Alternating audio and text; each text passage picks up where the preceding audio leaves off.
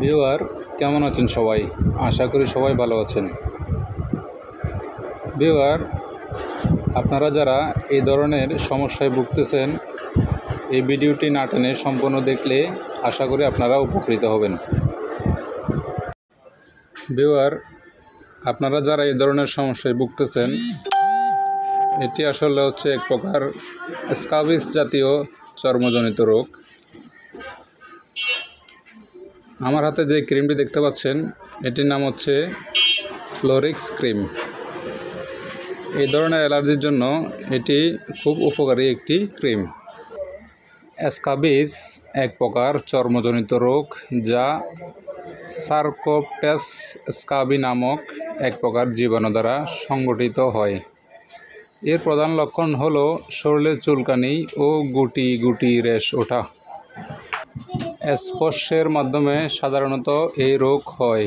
তাছাড়া রোগীর ব্যবহৃত কাপড়, গামছা, বিছানার চাদর ও বালিশ ব্যবহার করলে এই রোগ হতে পারে। বিশেষ করে শিশুরা এতে ব্যাপকভাবে আক্রান্ত হয়ে থাকে। প্রথমবার সংক্রমণে একজন ব্যক্তির সাধারণত 2 থেকে 6 সপ্তাহের মধ্যে উপসর্গ দেখা দেয়। দ্বিতীয়ত, সংক্রমণের লক্ষণগুলো 24 ঘন্টার মধ্যে শুরু হতে পারে। এই উপসর্গগুলি শরীরের বেশিরভাগ অংশে, যেমন কবজি, আঙ্গুলের ভিতর বা কোমরের আশেপাশে উপস্থিত হতে পারে। রাতের বেলায় চুলকানির তীব্রতা আরও বাড়ে। ভিউয়ার, আপনারা যারা 12 বছরের উপরে বয়সী এ ধরনের রোগে আক্রান্ত হয়েছেন, তাদের ক্ষেত্রে এক টিউব গলা থেকে পা পর্যন্ত লাগাতে হবে।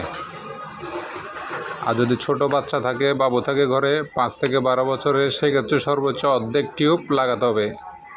এই ক্ষেত্রে একটি সতর্কতা অবলম্বন করতে হবে, সেটি হলো এ ধরনের সংক্রমণ মুখে এবং মাথায় যদি থেকেও থাকে, সেক্ষেত্রে এই ক্রিমটি মুখে এবং মাথায় লাগানো যাবে না। সুতরাং এই ক্রিমটি লাগাতে হবে গলা থেকে পা পর্যন্ত। গলা থেকে পা পর্যন্ত লাগাতে হবে এবং এই ক্রিমটি কমপক্ষে 8 থেকে 10 ঘন্টা শরীরে থাকতে হবে। 8 থেকে 10 ঘন্টা শরীরে থাকে মতো করে এই ক্রিমটি লাগাতে হবে এবং প্রথম দিন লাগালে সেই থেকে আবার 7 দিন পরে আবার এই ক্রিমটি লাগাতে হবে। সুতরাং এই ক্রিমটি প্রতিদিন গায়ে দেওয়া যাবে না। এভাবে এই ক্রিমটি ব্যবহার করলে আশা করি আপনারা এই ধরনের সংক্রমণ থেকে মুক্তি পাবেন। তাছাড়াও আপনারা যদি অতিরিক্ত সংক্রমণে আক্রান্ত হয়ে থাকেন, সেই ক্ষেত্রে বিশেষজ্ঞ ডাক্তারের পরামর্শ নেবেন। সে পর্যন্ত ভালো থাকুন, সুস্থ থাকুন। ধন্যবাদ সবাইকে।